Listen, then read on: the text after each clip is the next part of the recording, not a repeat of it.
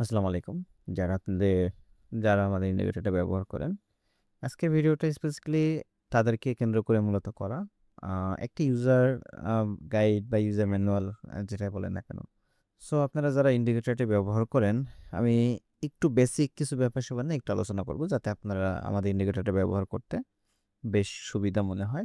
আপনারা যারা আমাদের ইন্ডিকেটর ব্যবহার করেন, এই দেখেন একটা লাইভ চ্যাট। আমি জাস্ট একটা র‍্যান্ডমলি একটা লাইভ চ্যাট আমি আ ব্যাক টেস্টিং এ দেখাচ্ছে। মানে এটা তো এমন ব্যাক টেস্টিং যেটা মার্কেটে অ্যাকচুয়ালি হইছে এবং যা হয় সেইভাবে মূলত এই ব্যাক টেস্টিংটা। এখানে কোনো এডিট নাই, ফেডিট নাই।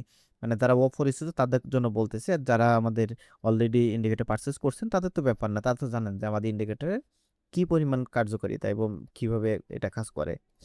ওকে, সো আমি এখন একটা ব্যাপার একটু ক্লিয়ার করি, বুঝাই তাহলে আপনারা বুঝবেন। মনে করেন আমার এখানে একটা বাই সিগন্যাল আসছে। ওকে, সো আমার এখানে একটা যদি বাই সিগন্যাল আসে, আমার এখানে স্টপ লসটা কোথায় হবে? অনেকে আপনারা এই ব্যাপারটা নিয়ে কনফিউশন থাকেন যে আমার এখানে যদি একটা ট্রেড ওপেন হয়, একটা বাই এন্ট্রি হয়, আমার স্টপ লসটা কোথায় হবে? আমার একদম সিম্পল হিসাব, আমার স্টপ লসটা লাস্ট সুইং এটা, আমার লাস্ট সুইংয়ে আমার স্টপ লস হবে। এখানে এসএল, এখানে এন্ট্রি স্টার্ট, এখানে এসএল। আচ্ছা, এই এন্ট্রি থেকে এই পর্যন্ত আমার এসএল কত আছে? 150 পিপস। 150 পিপস যদি এসএল হয়, টিপি কত হবে? টিপি হবে 450 পিপস, অর্থাৎ 1:3 মিনিমাম। এটা 1:3 রেশিও।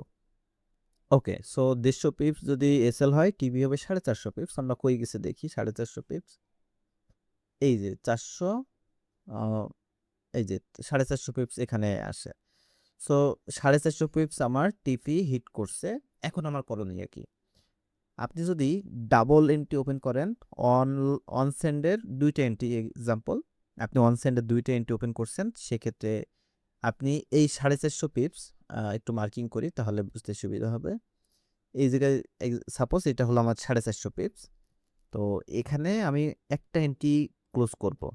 একটা এন্ট্রি ক্লোজ করব এবং আর বাকি যে এন্ট্রিটা সেটা আমরা জাস্ট এখানে ব্রেক ইভেন দিয়ে রেখে দেবো। যদিও এখানে সে এসএল হিট করে গেছে, ব্যাপার না। কারণ আমরা ব্রেক ইভেনে রাখবো।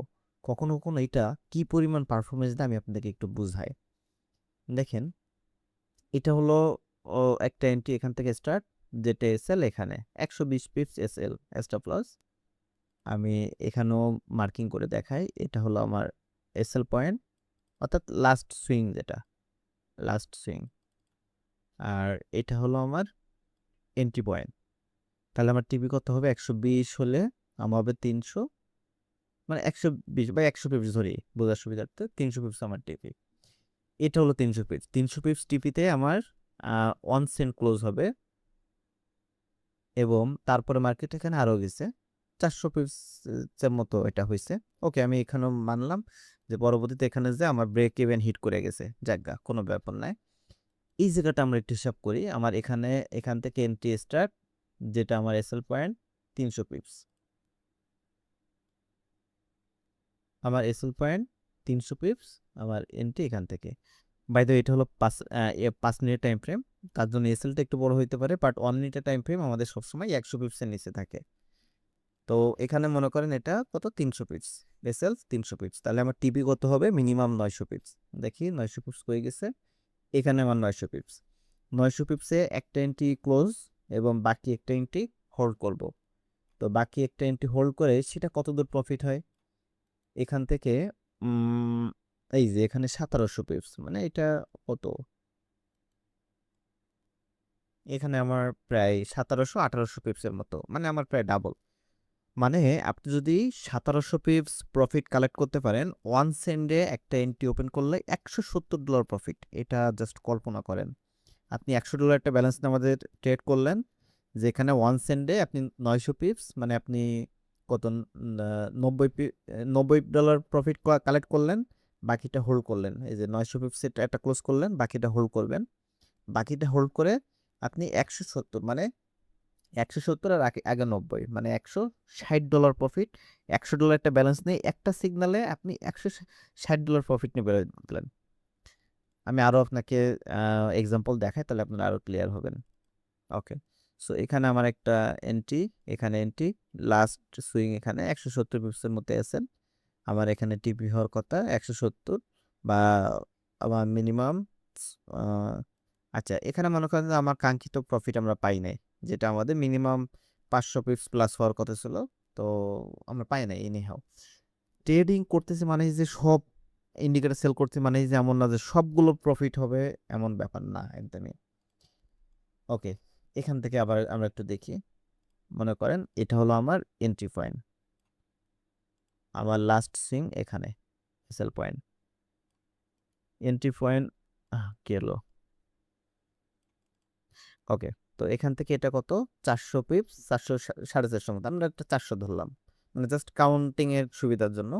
টিপি হবে 1200 পিপস। তো এখান থেকে জাস্ট আমরা 1200 পিপস করে আসে, 1200 পিপস, এই যে এখানে 1200 পিপস। তো এটা হলো 1200 পিপসের আমরা একটা টিপি, টিপি 1 আমরা ক্লোজ করলাম, অর্থাৎ 1:3 আমরা এখানে ক্লোজ করলাম, বাকিটা হোল্ড করলাম। 1200 পিপস এখানেই তো আপনার $100 ব্যালেন্স দিয়ে $120 তো এমনি এখানে প্রফিট বেরোচ্ছে। 1200 পিপস ওয়েট করেন। এবার এই এন্ট্রিটা আপনি জাস্ট হোল্ড করলে এখানে আছে প্রায় 2800 পিপস।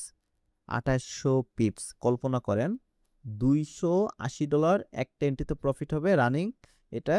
এবং এই এখানে আছে আপনার কত, এখানে আছে আপনার 120 আর এখানে 280, 300 $400। একটা সিগনাল, একটা সিঙ্গেল সিগনাল আপনি রিসিভ করছেন যেখানে $400 প্রফিট হয়েছে। এটা আপনারা অনেক সময় বলেন কি যে ভাই এত বড় বড় প্রফিট বুঝবো কিভাবে। এই এত বড় বড় প্রফিট বোঝার জন্য মূলত আমাদের সাপোর্ট গ্রুপ আছে। সাপোর্ট গ্রুপে আমরা বলি যে এই এন্ট্রিটা হোল্ড করেন। আপনি তো মিনিমাম তো 1:3 আপনি এখানে এমনি কালেক্ট করতেছেন। আপনার এক এন্ট্রিতে আপনার ব্যালেন্স আছে 100, আপনি প্রফিট করতেছেন 120।